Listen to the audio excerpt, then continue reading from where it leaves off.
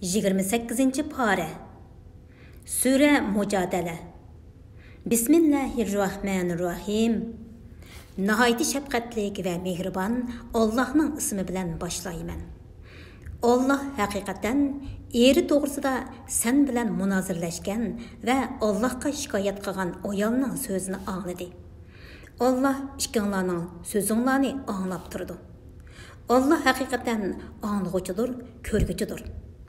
Sizlerden oyallarını zihar kılganlarının, yani oyallarını onlarımızın uçularına okşaş degücülerinin oyalları, ulanın onları emestir. Fakat ulanı tuqqan oyallarla ulanın onlarıdır. Halbuki ula yani zihar kılgıcılar elbette yaman sözünü, yalgan sözünü kılıdı. Allah şek şübhisiz ki tevbe kılgıcını əbu kılgıcıdır. Məxbiret kılgıcıdır. Oyallarını zihar kılıp, ondan kılgan sözüge, yani zihar kılganlıqıga puşayman kılganlar. Er ayal ikisi yıqınçılık kılıştın ilgiri bir kulunu azat kılışı lazım. Bunun bilen sizlerge vəz nasihat kılınıdı. Allah sizlerinin kılıvatkan işinlardan toluq haberdardır. Azat kılışqa kulu yok adam. Oyalı bilen yıqınçılık kılıştın ilgiri o da 2 ay roz tutuşu lazım. Qeyriliq yoki kesellik sebebi bilen roz tutuşqa qadir bulanmagan adam 60 miskinge bir vaqt tamaq beriş lazım. Bu ahkam Allah ve onun peygamberi emir qilgan işlarga tasdiq qilishinglar uchun bayon qilindi. Bular Allah'ның qanunudur. Bu qanunni inkar qiluvchilar qattiq azobga duchor bo'ladi. Shubhisizki Allah bilan ve onun peygamberi bilan qarshilashganlar ulardan burunqilar halok qilingandek halok qilinadi. Biz haqiqatan halol, haram, fariz ve ahkamlarni o'z ichiga olgan ro'shan oyatlarni nozil qildik. Kafirlar har qiluvchi azobga duchor bo'ladi. O günde Allah ularning hammasini tirildirdi. Ularning dunyodagi chog'da qilgan qilmishlarini aytib berdi. Allah ularning qilmishlarini nomi amaliga xotirlab qo'ygan. Ular bo'lsa unutib qolgan. Allah hamma narsani kuzatib turg'uchidir.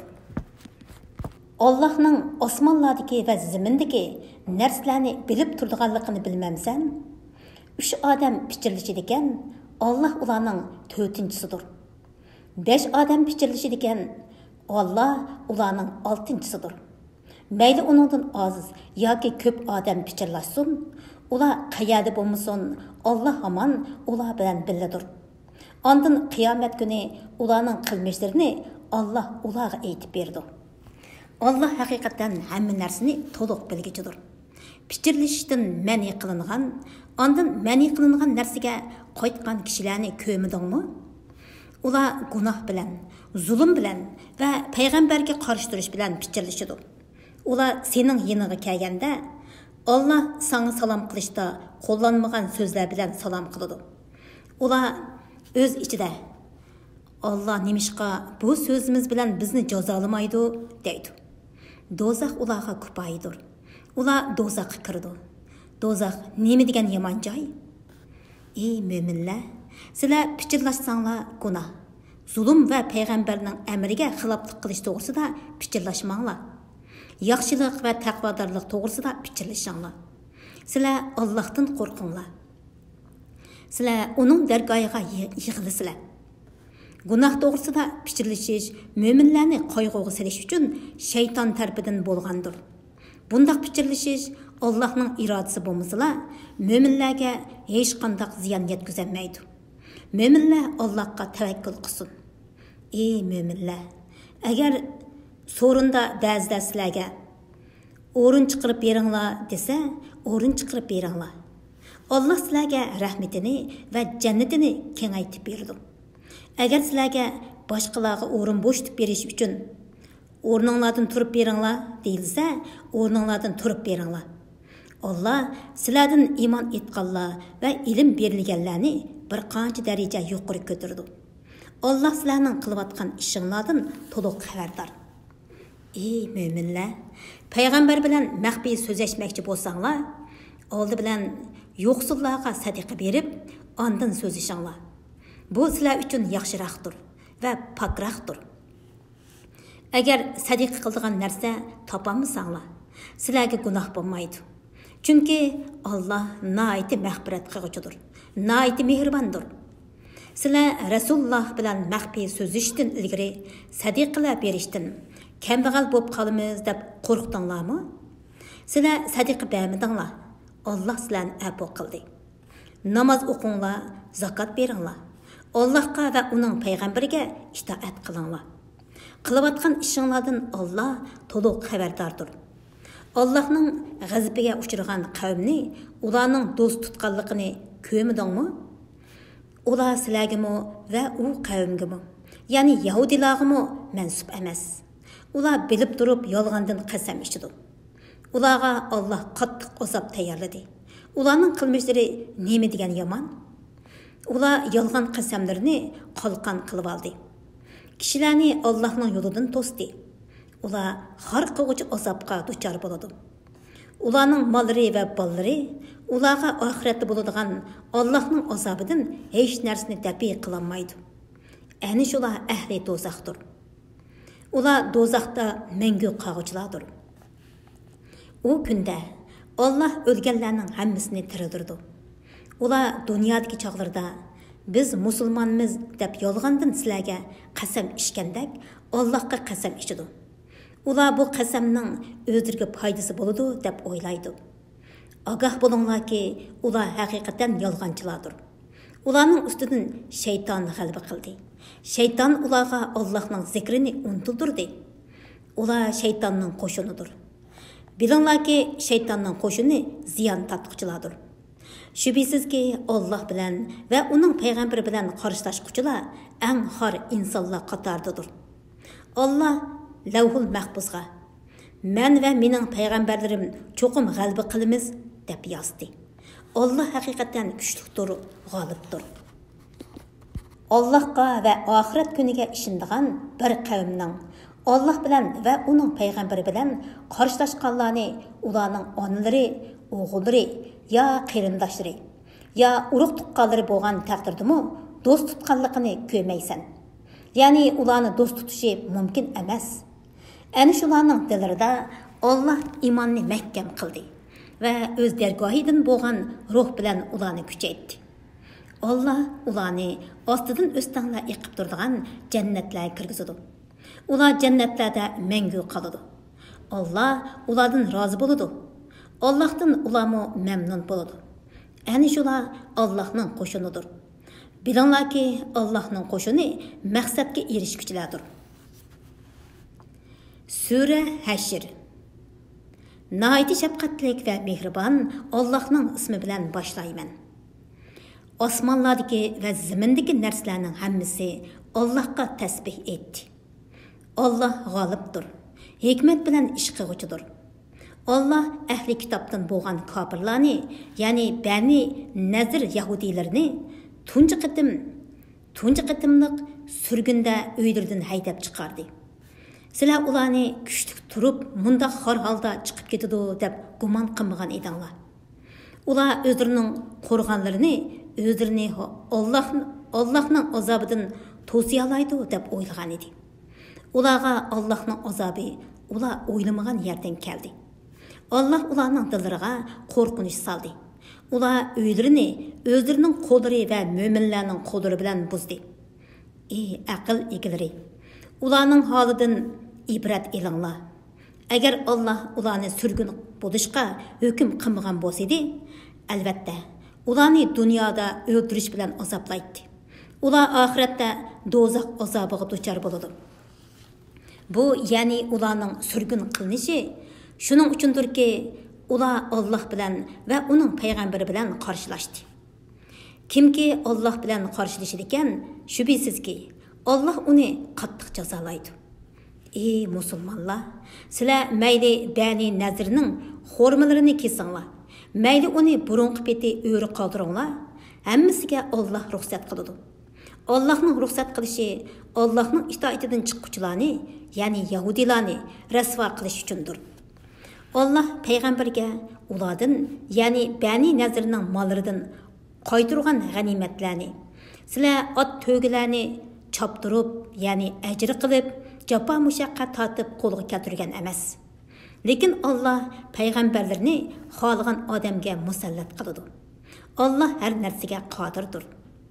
Alloh payg'ambariga g'animat qilib bergan ahli qo'za, ya'ni Qurayza, Nazir, Tadak va Haybar kuffarlarining mollarini ichinglardagi boylar orasida qo'ldan qo'lga o'tib yurmasligi uchun Allohga, payg'ambarga, payg'ambarning xish aqrbolariga, yetimlarga, miskinlarga, ibn sabillarga xos qildi. Payg'ambar sizlarga berganni ilinglar. Payg'ambar cheklagan narsadan cheklaninglar. Allohdan qo'rqinglar. Haqiqatan Allohning azobi qattiqdir.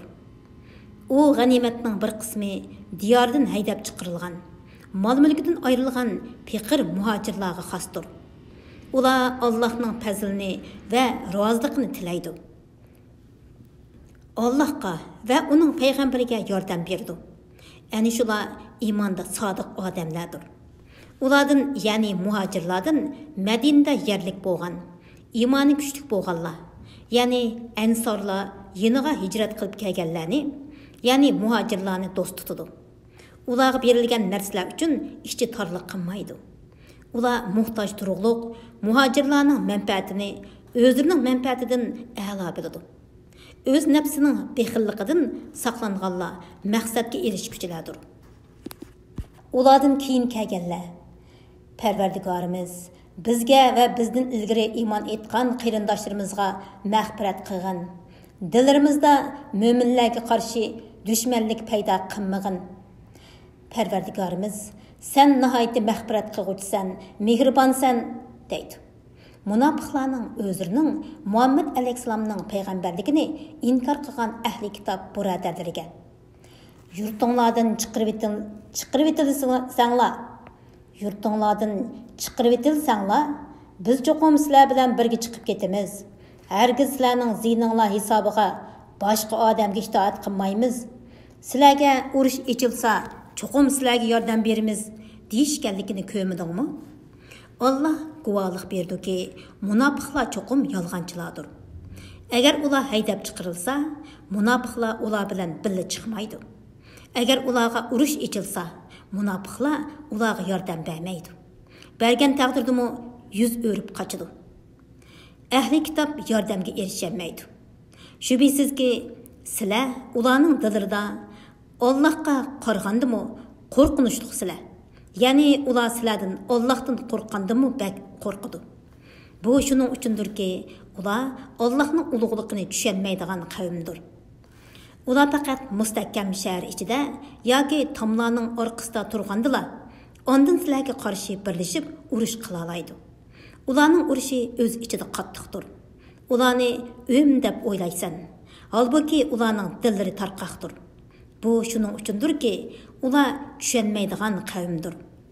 Ular, ya'ni Yahudilar, ulardan ilgari yaqindilar o'tgan qilmishlarining vabolini ketganlarga, ya'ni mushriklarga o'xshaydi.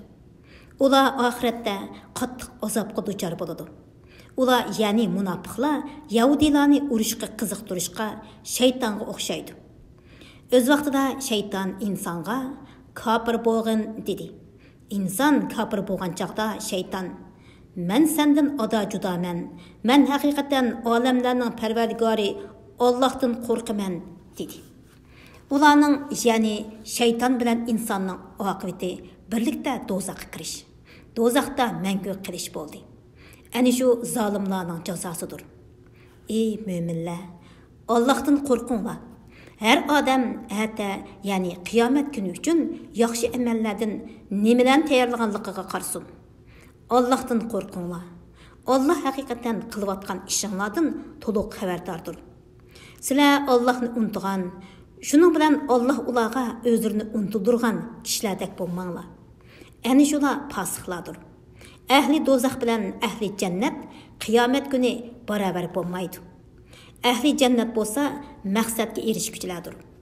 Agar biz Qur'onni birer taqqa nozil qilsak, cho'qim sen uning Allohdan qo'rqqanlikdan bosh ekkanligini, yerilib ketganligini ko'ratding. Biz bu misollarni kishilarga ular Allohning qudratini fikr qilsin deb bayon qilamiz. Allohdan boshqa hech ma'bud barhaq yo'qdir. U yo'shirunni, oshkorni bilguchidir. U nihoyat shafqatlidir, nihoyat mehribondir. Ya'ni dunyo va oxiratda keng rahmat egasidir. Allohdan boshqa hech ma'bud barhaq yo'qdir. U mutlaq podshohdir.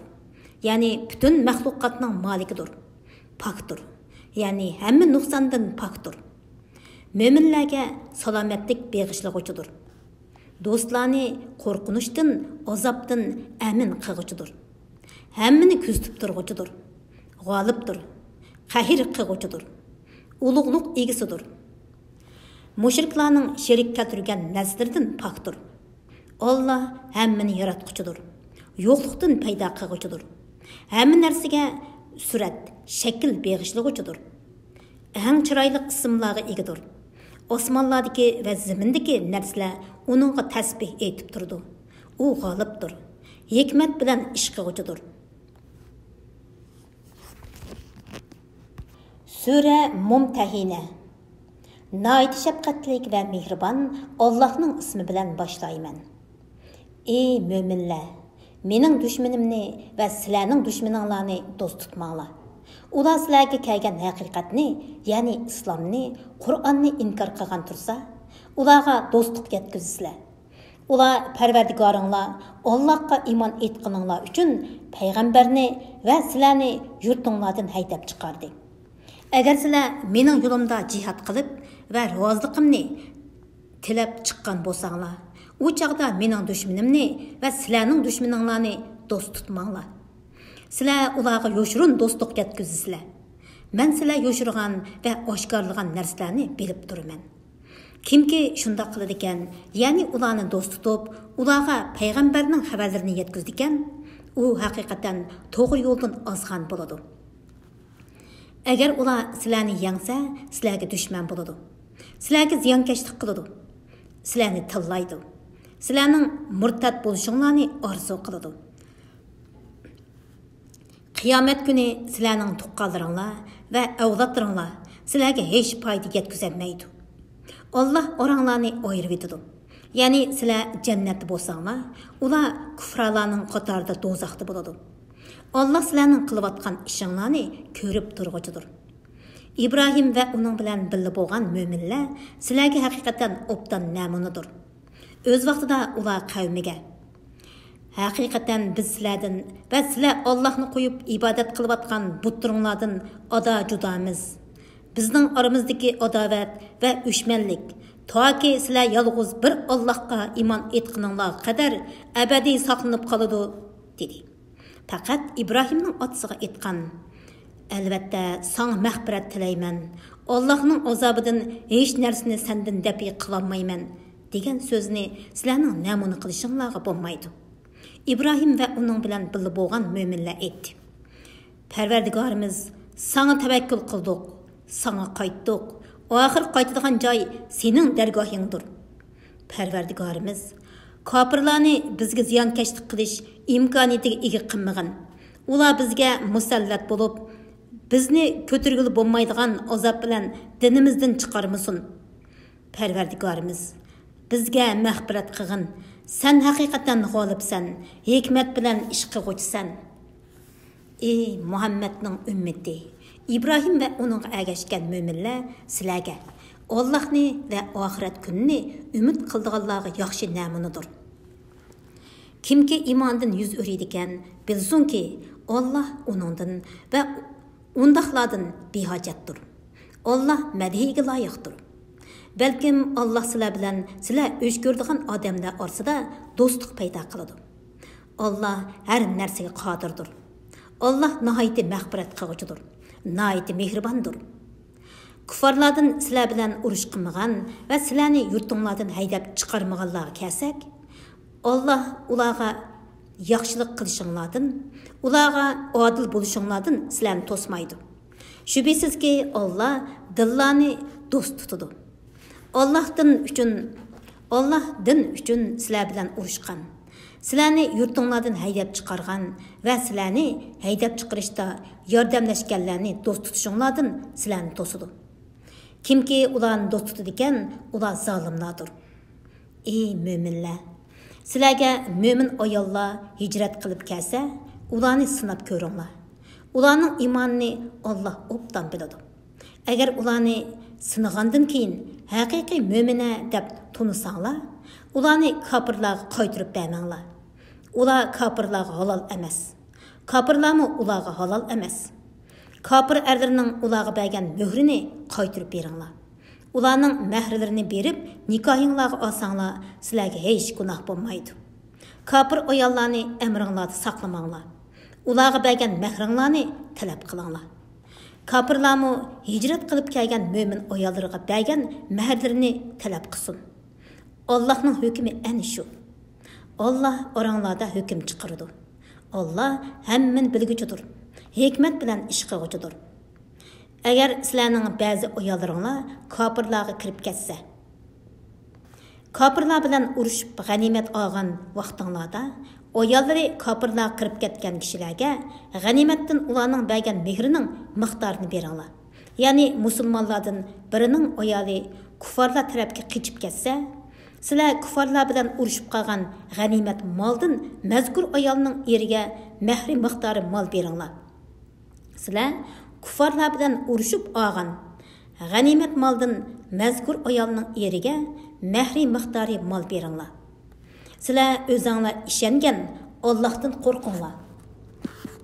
Ey payg'ambar, mo'min ayollar sana kelib, Allohga hech narsani sherik keltirmaslikka, o'g'rilik qilmaslikqa, zina qilmaslikqa, bolalarni jahiliyat davridagidek qiz bolalarni nomusdan yoki kambag'allikdan qo'rqib o'ldirmaslikka, boshqalarning bolasini yolg'ondan erlarining bolasi qilib olmaslikqa, sen buyurgan yaxshi ishlardan bosh tortmaslikqa bay'at qilsa, yuqorqi shartlar asosida ularning bay'atini qabul qilgin. Ular uchun Allohdan mag'firat tilagin. Allah haqiqatan nihoyatda mag'firat qilguchidir, nihoyatda mehribondir. Ey mo'minlar, Allah g'azab qilgan qavmni do'st tutmanglar. Ular oxiratning savobidan qabrlarida yotgan kuffarlar umidini uzgandek haqiqatan umidini uzdi. Ular oxiratning savobidan qabrlarida yotgan kuffarlar umidini uzgandek haqiqatan umidini uzdi. Sura Saf. Nayiti şefqatlik ve mehribon Allah'ның ismi bilan başlayman. Osmanlardaki narsalar, yani farishtalar ve zimindeki narsalar, yani insonlar, o'simliklar, jonsiz shaylar Allohga tasbih etdi. Allah g'olibdir, hikmat bilan ish qilguchidir. Ey mo'minlar, sizlar nima uchun qilmaydigan ishni qilamiz deysizlar? Yani amalda sizlar qilmaydigan yaxshi ishlarni nima uchun og'zinglarda qilamiz deysizlar? Sizlarning qilmaydigan ishni qilamiz deyishinglar Allohning dargohida eng o'sh ko'rilgan narsadir. Shubhisizki Allah o'zining yo'lida mustahkam binodek sap bo'lib jihad qilganlarni, ya'ni urush maydonida dushmanlarga uchrashgan chog'da mavqasida sabatliq turib g'azot qilganlarni do'st tutadi. O'z vaqtida Musa qavmiga: "Ey qavmim, mening Allohning sizlarga avatgan payg'ambar ekanligimni bilib turib, sizlar menga nimishqa azor bersizlar?" dedi. Ular haqdan burilib ketgandan keyin Alloh ularning dillarini hidoyatdan burvatdi. Alloh fosiq qavmni hidoyat qilmaydi. O'z vaqtida Maryamning o'g'li Isa: "Ey Isroil avlodi, men sizlarga haqiqatan Alloh avatgan, mendan burun kelgan Tavratni tasdiq qilguchi, mendan keyin keldigan Ahmad ismli payg'ambar bilan xush xabar berguchi payg'ambarman" dedi. İsa ularga ro'shan mo'jizlarni olib kelgan chog'da ular: "Bu op-ochiq sehrdir" dedi. Islomga da'vat qilinib etib, Allohga yo'lg'anni, ya'ni Allohning sherigi bor, bolasi bor degandek so'zlarni choplagan kishidinmi, zolim kishi bormi? Alloh zolim, ya'ni kofir qavmni hidoyat qilmaydi. Ular Allohning nurini, ya'ni Allohning dinini va nurli shariatini ig'izlari bilan o'chirib etmoqchi bo'ladi. Kafirlar yaman ko'rgan taqdirdimi? Allah o'zining nurini mukammal qilguchidir. Ya'ni o'zining dinini oshkorlag'uchidir. Mushriklar yaman ko'rgan taqdirdimi? Allah haq dinni barliq dinlar ustidan g'olib qilish uchun payg'ambarni hidoyat bilan va haq din bilan avatdi. Ey mo'minlar, sizlarni qattiq azobdan qutuldiradigan bir tijoratni ko'zitib qo'yaymi? Allohga va uning payg'ambariga chin iymon etqaysizlar. Allohning yo'lida melinglar bilan, Allohning yo'lida melinglar bilan, jininglar bilan jihad qilgaysizlar. Agar bilsanglar, sizlar uchun bu yaxshidir. Shunda qilsanglar, Alloh sizlarning gunohinglarni mag'firat qiladi. Sizlarni ostidan o'stanglar eqib turadigan jannatlarga kirgizadi. Doimiy turadigan bo'lgan jannatlardagi go'zal saroylarda turg'izadi. Bu cho'ng muvaffaqiyatdir.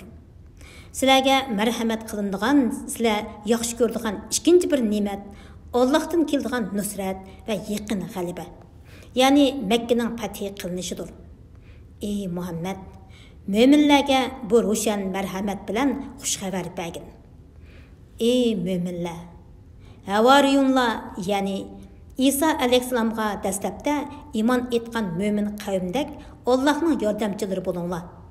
Maryamning o'g'li İsa havariyunlarga Allohning da'vatini tabliq qilishda Allohga kimlar yordamchilarim bo'ladi dedi. Havariyunlar biz Allohning yordamchilarimiz dedi. İsrail avlodidan bir toifa iymon etdi. Yana bir toifa kofir bo'ldi. Mo'minlarga ularning o'z dushmanlariga qarshi turishida yor yo'lakda bo'ldik. Shuning bilan mo'minlar g'olib bo'ldi.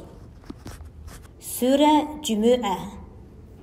Nayiti shafqatlik va mehribon Allohning ismi bilan boshlayman. Allohga osmonlardagi va zimindagi narsalar tasbih etadi. Alloh podshohi mutlaqdir. Hamma nuqsonlardan pokdir. G'olibdir. Hikmat bilan ish qiluvchidir. Alloh ummilarga, ya'ni yezishni va o'qishni o'qimaydigan arablarga ularning ichidan bir payg'ambarni, ya'ni Muhammad alayhissalomni avatdi. U, ya'ni payg'ambar, ularga Qur'on oyatlarini o'qib berdi. Ularni gunohlardan pok qiladi. Ularga kitobni, ya'ni Qur'onni va hikmatni, ya'ni payg'ambarning sunnatini o'rgatadi. Gerçi ular ilgari ochiq gumrohlikda bo'lsa-mu, hamda payg'ambarni texi ularning zamonida bo'lmagan, keyin keladigan ikkinchi bir qavmga, ya'ni qiyomatgacha keladigan musulmonlarga avatdi. Ya'ni payg'ambar alayhissalomning payg'ambarligi zamondoshlariga emas, balki qiyomatgacha keladigan kishilarga mu umumiydir. Alloh g'olibdir. Hikmat bilan ish qiluvchidir. Mana bu Allohning fazildirki, uni xohlagan odamga berdi. Alloh ulug' fazil egasidir. Tavratni ko'tarishga, ya'ni amal qilishga taklif qilingan, ondan uni ko'tarmaganlar. Ya'ni Tavrat berilgan va uningga amal qilishga taklif bo'lsa-mu, uningga amal qilmagan va hidoyatdan foydalanmagan Yahudilar xuddi kitob yuklangan eshakka o'xshaydi. Ya'ni foydali cho'ng-cho'ng kitoblarni ustiga otib olgan. Charchashdan boshqa ulardan hech qanday foydalanmaydigan eshakka o'xshaydi. Allohning oyatlarini inkor qilgan qavmning misoli nima degan yomon? Alloh zolim qavmni hidoyat qilmaydi. Ey Muhammad aytqinki, ey Yahudilar, agar sizlar boshqalarni emas, faqat o'zinglarni Allohning do'stlari deb da'vo qiladigan bo'lsanglar, oxiratning rohatiga tezroq yetish uchun o'limni orzu qilib beqinglar. Agar bu da'voyinglarda rostchil bo'lsanglar, ular qilgan gunohlari tufaylidan o'limni hargiz orzu qilmaydi. Alloh zolimlarni bilguchidir. Ey Muhammad, sizlar qochadigan o'lim cho'qim sizlarga yo'liqidi. Ondan sizlar g'aybni va oshkorni bilguchi Allohning dargohiga qaytirilsizlar. Alloh sizlarga qilmishinglarni aytib berdi degan. Ey mo'minlar, juma kuni juma namoziga azon aytilsa, Allohni yod etishga, ya'ni juma xutbasini anglashqa va juma namozini ado qilishga oldirab beringlar. Ilm sitimni qo'yib turinglar. Agar bilsanglar, bu sizlar uchun yaxshidir. Namoz o'qilib bo'lganda, ya'ni namozdan farih bo'lganinglardan keyin ziminga tarilib, ya'ni o'z mashg'ulotinglar bilan bo'lib, Allohning fazlidan talab qilinglar. Maqsadinglarga erishish uchun Allohni ko'p yod etinglar. Ey Muhammad, ular biror tijoratni yoki tomoshani ko'rsa, seni o'rtirib xutba o'qiyotgan peting tashlab, uningga ya'ni tijoratga yugurdi.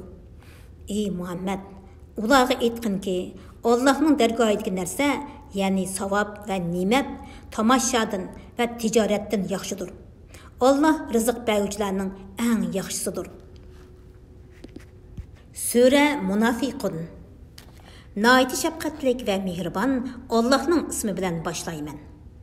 Munofiqlar sening oldinga kelgan chaqda guvohlik berimizki, sen haqiqatan Allohning payg'ambaridirsan deydi.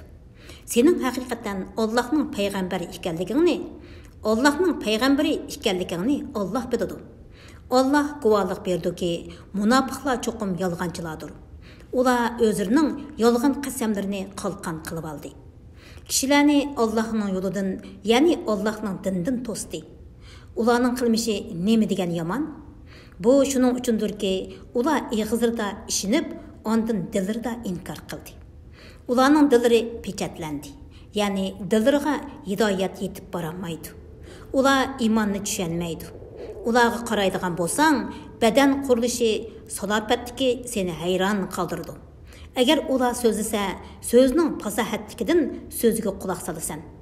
Ilmsiz, aqlsiz, farasatsizlikda go'yo ular tamg'a yo'lab qo'yilgan, chirib qolgan yog'ochlardir. Ular qo'rqinishdan har qanday ovozni o'zlariga qartilgan deb gumonlanadi. Ular sana va mo'minlarga dushmandir. Ulardan hazar ayligin. Alloh ularni halok qilsin. Ular qandaqmi hidoyatdan gumrohlikka burilib ketadi.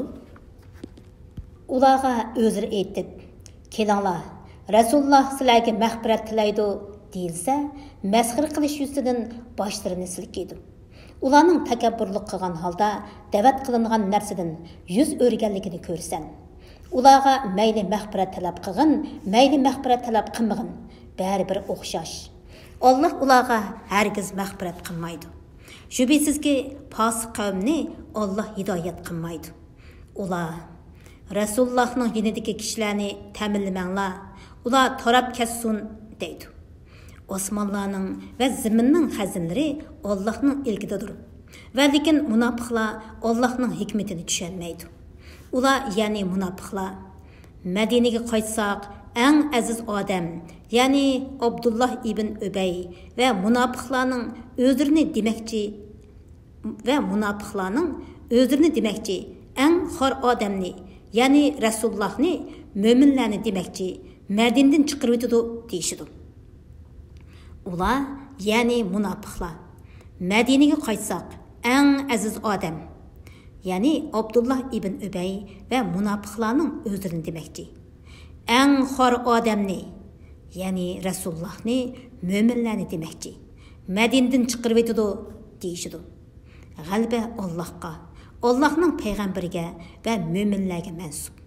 Lekin munofiqlar g'albining Allohning dushmanlariga emas, do'stlariga mansub ekanligini bilmaydi.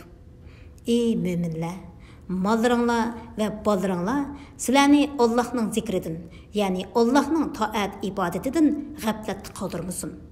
Kimlarki shunday qiladi ekan, ular ziyon tortquchilardir. Biringlarga o'lim kelib, Parvardigorim, nemishqa meni, ya'ni ajlimni bir oz kechiktirmeding? Sadiq qilib yaxshilardan bo'lar edim deyishdan burun o'zinglarga rizq qilib berilgan narsalarni sadiq qilinglar. Alloh hech odamni ajli kelganda hargiz kechiktirmaydi. Alloh qilayotgan ishinglardan to'liq xabardordir. Sura Tag'abun. Naydi shafqatlik va mehribon Allohning ismi bilan boshlayman. Osmonlardagi va zamindagi narsalar Allohga tasbih aytadi. Padişahlık Allah'a mensuptur. Cimi hamdu sana Allah'a xasdır. Allah her nersige qadirdir. Allah sizlarni xalq etdi. Oranglarda mo'minlarmi bor, kofirlarmi bor. Allah sizlarning qilayotgan ishinglarni ko'rib turg'uchidir. Allah osmonlarni va zaminni haq yaratdi. Sizlarni suratga kirgizdi. Surtinglarni chiroyli qildi. Oxir qaytadigan joy uning dargohidir. Allah osmonlardagi va zamindagi narsalarni bilib turdi.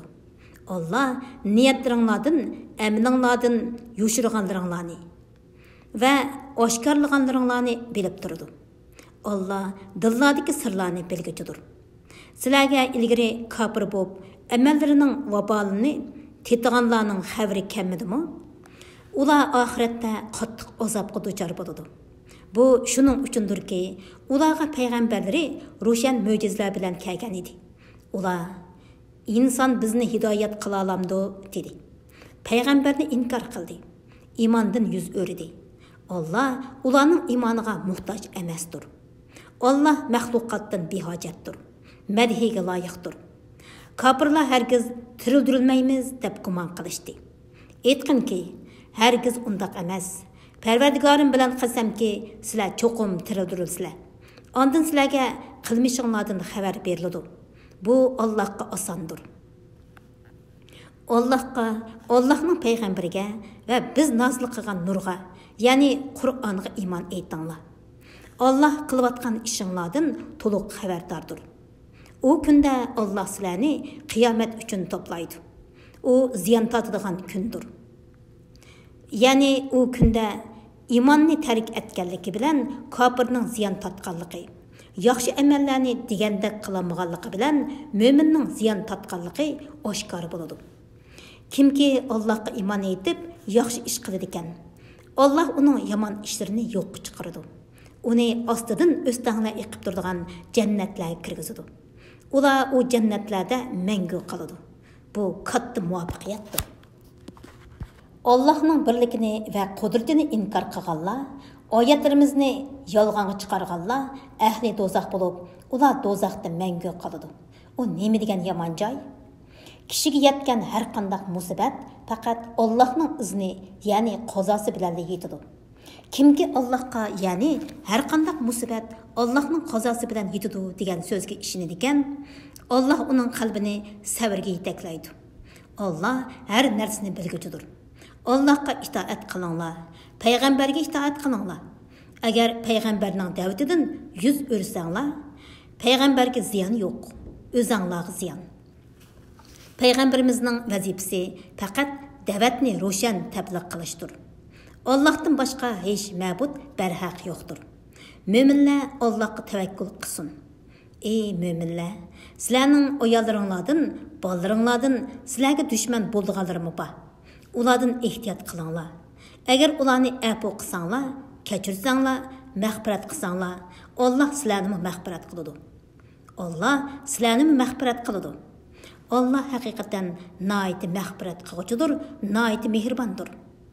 Sizlarning mollaringlar, bolalaringlar sizlarga Alloh tarafidan bir turlik sinoqdir. Allohning dargohida katta savob bor. Toqatinglarning yetishicha Allohga taqvodorlik qilinglar. Vəzinni anlanglar. Əmriga itaat qilinglar. Allohning yo'lida mollaringlarni sarf qilinglar. Bu o'zinglar uchun foydalidir. Kimki nafsining bexilligidan saqlanadigan, u maqsadiga erishguchidir. Allohga qarzi hasana bersanglar, ya'ni mamnuniyat bilan sadaqa bersanglar, Alloh sizlarga uning savobini hassilab berdi. Sizlarga mag'firat qiladi. Allah az yaxshilikqa ko'p savob berguchidir. Alimdir. Ya'ni bandalarini azoblashga o'ldirib ketmaydi. Allah g'ayibni va oshkorni bilguchidir. G'olibdir. Hikmat bilan ish qilguchidir. Sura Taloq. Nihoyat shafqatlik va mehribon Allohning ismi bilan boshlayman. Ey payg'ambar, Ümidinge etkinki, sizler ayollarını talaq qısanglar, ularning iddetiga loyiq paytda, ya'ni poklik holida talaq qilinglar. Nasab ordishib ketmasligi uchun iddatni sananglar. Parvardigoringlardan qo'rqinglar. Ularning iddeti to'shmog'icha ularni uylardan chiqarib etmanglar. Ularmi uydan chiqmasin.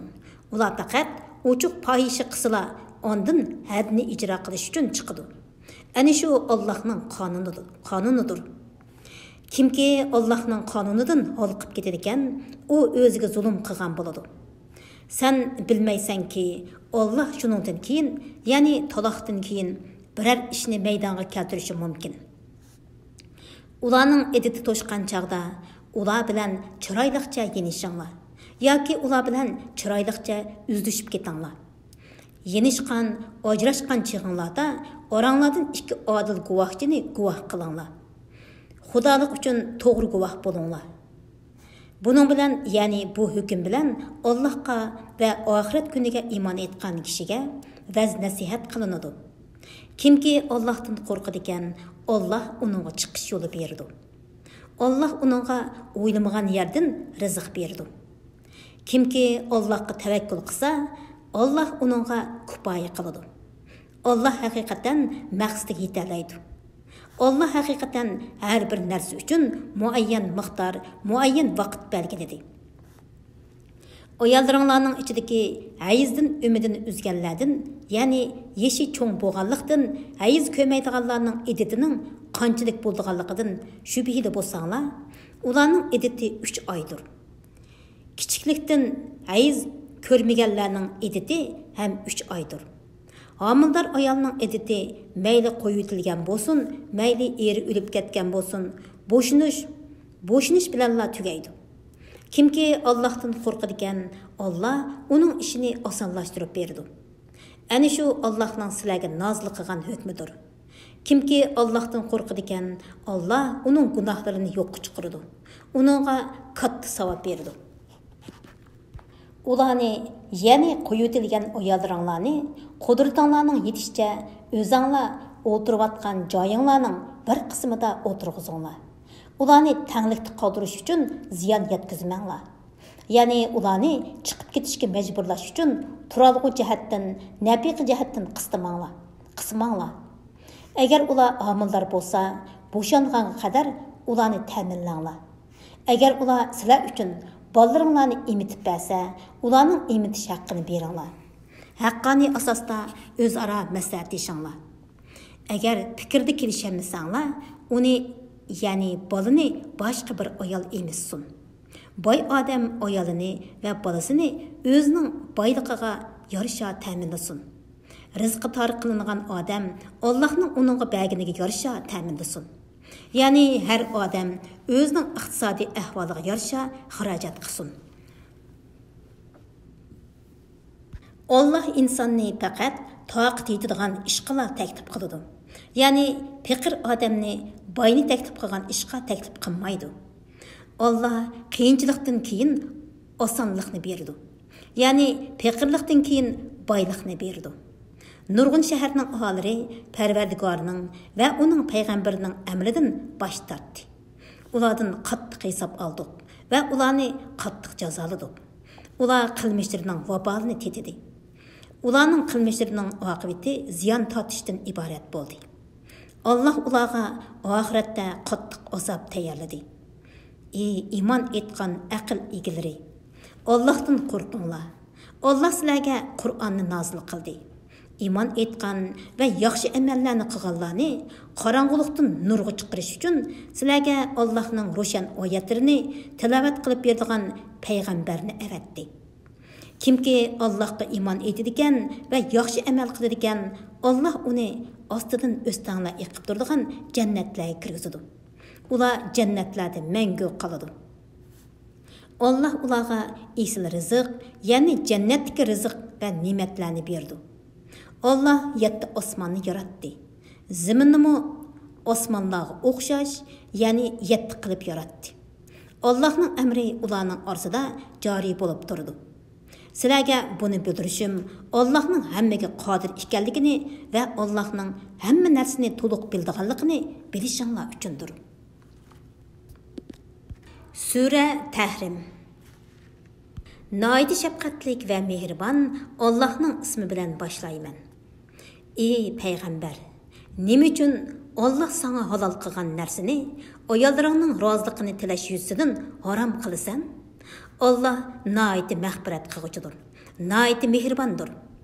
Alloh sizlarga kafarat bilan qasminglardan chiqishni belgiladi. Alloh sizlarning ekanlardir. Allah her narsani bilguchidir. Hikmat bilan ish qilguchidir. O'z vaqtida payg'ambar ayollardan biriga, ya'ni Hafsaga bir so'zni yo'shirin aytgan edi. U, ya'ni Hafsa uni Oyshaga aytib qo'ygan. Allah bo'lsa sirning oshkorlanganligini payg'ambarga bildirgan chaqda, u, ya'ni payg'ambar uningga Hafsaga ya'ni Hafsa oshkorlab qo'ygan so'zlarning ba'zisini aytdi. Ya'ni yuziga soldi. Ba'zisini aytmadi. Ya'ni yuziga solmadi. Payg'ambar uningga sirni oshkorlab qo'yganligini aytgan chaqda, u, ya'ni Hafsa, "Buni sana kim xabar qildi?" dedi. Payg'ambar, "Bana buni hammani bilib turguchi, hammadan to'liq xabardor Alloh xabar qildi" dedi. Agar Oysha, Hafsa ikkinglar Allohga tavba qilsanglar, o'zinglar uchun yaxshidir. Sizlarning dilinglar Rasulullohga ixlos qilishdan burilib ketdi.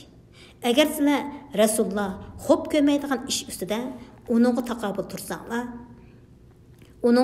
tursanglar, u chaqda Alloh uning madadkoridir. Jibril-mu uning madadkoridir. Mo'minlarning yaxshilari-mu uning madadkoridir. Ulardan boshqa farishtalar-mu uningga yo'lanchiqdir. Agar u sizlarni qo'yvatsa, Parvardigori sizlarning o'rninglarga, sizlardan yaxshi Allohning va payg'ambarning amriga bo'ysunguchi, Allohga va payg'ambarga iymon etguchi, itoat qilguchi, gunohlardan tavba qilguchi, ibodat qilguchi, ro'za tutguchi cho'konlarni va qizlarni uningga berishi mumkin. Ey mo'minlar, o'zinglarni va bola-chaqanglarni inson va toshlar yiqilg'i bo'ladigan, rahim qilmaydigan qattiq qo'l farishtalar muvakkal bo'lgan do'zaxdan saqlanglar. U farishtalar Allohning buyrug'idan chiqmaydi. Nimaga buyurilsa, shuni ijro qiladi. Ey kofirlar, bugun o'zir etmanglar. Sizlar faqat qilmishinglarning jazosini tortisizlar. Ey mo'minlar, Allohga samimiy tavba qilinglar. Umidki Parvardigoringlar sizlarning gunohinglarni yo'qqa chiqaradi. Sizlarni ostidan o'stanglar iqib turadigan jannatlarga kirgizadi.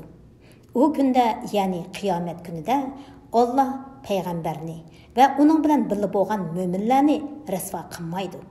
Ularning nuri ularning oldida va o'ng tarafida yuriydi. Ular, ey Parvardigorimiz, bizga nurimizni mukammallashtirib bergin.